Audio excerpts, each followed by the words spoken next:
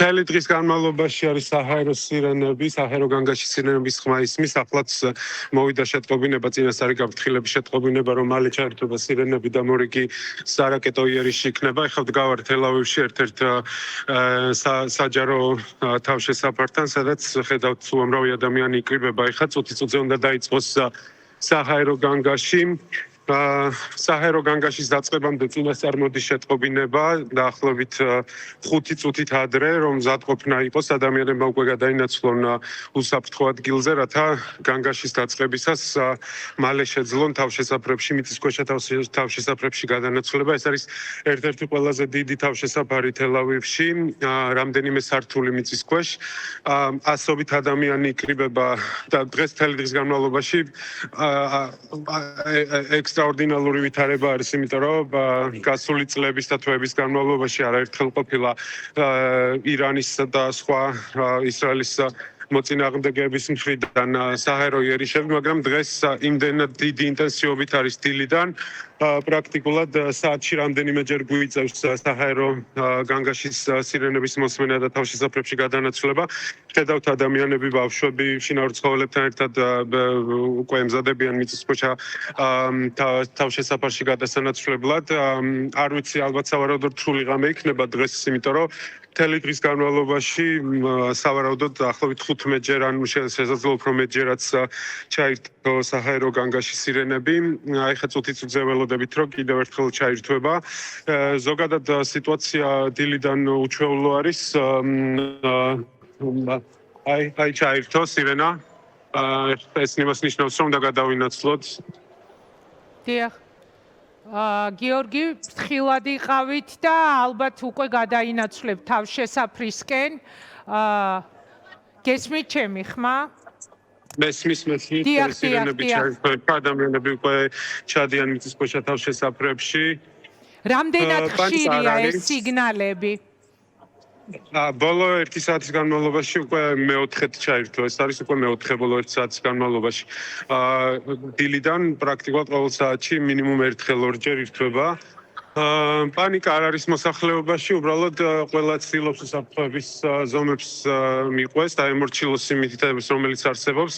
აი ხა შევეცდები ჩავიდე თავშესაფარში, თუ გაითიშა ინტერნეტ კავშირი პარუჩის ამდენად შესაძლებელი იქნება, არის უზარმაზარი თავშესაფარი, რამდენიმე სართული, ათასობით ადამიანი იკრიბება. შევეცდები გაჩვენოთ რა ხდება შიგნით.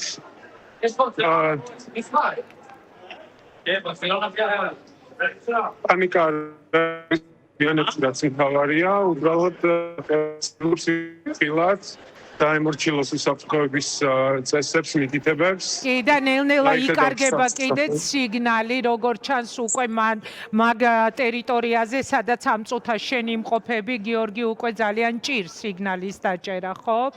თუ გვაქვს საშუალება, ბოლომდე მინდა რომ მოусმინოთ, თუ არა და ისევ დიახ, გიორგი. არ ვიცი, რამდენად გესმით გვესმის კადრი ფუჭდება მხოლოდ.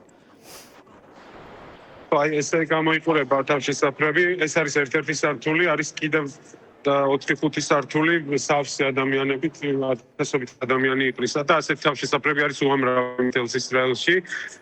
ასევე არის თავშესაფრები, ინდივიდუალური თავშესაფრები საცხოვრებელი კორპუსების მიწისქვეშა საცავებში, იქაც უამრავი ადამიანი ჩადის, უბრალოდ არის ზოგიერთი შენობა, რომელსაც არ აქვს იზოლირებული თავშესაფარი. და ადამიანები, რომელსაც თავიანთ კორპუსებში არ აქვს მიწისქვეშა თავშესაფარი, ისინი მოდიან საჯარო თავშესაფრებში და იმიტომ არის აქ დიდი კონცენტრაცია ადამიანების, დაახლოებით ათასობით ადამიანია თავმოყრილი თითო თავშესაფარში. წყალი, ყველა საჭირო საშუალება, საფირფარო შოები, ყველაფერი არის გამართული. შეიძლება ითქვას, რომ ისრაელში წინასწარ იყო მზადება ამ სცენარისთვის, თუმცა ზუსტად როდის დაიწყებოდა, არავინ იცოდა. მზადება იყო, ყველაფერი გახსნილი იყო დროულად.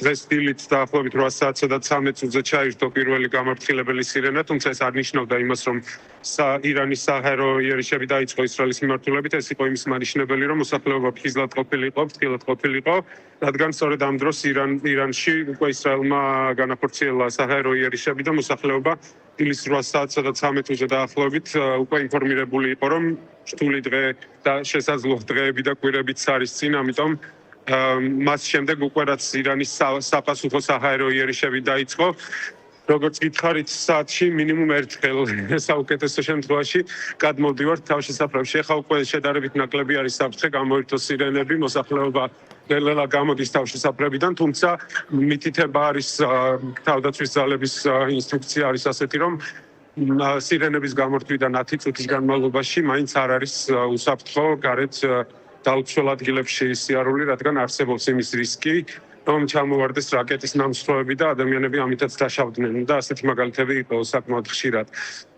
იხედავთ ადამიანები ახლა ნელ-ნელა უკვე გამოდიან თავშესაფრიდან და ასეთ რეჟიმში ცხოვრობენ დღეს და ალბათ სავარაუდოდ მომდევნო დღეების განმავლობაშიც. ხო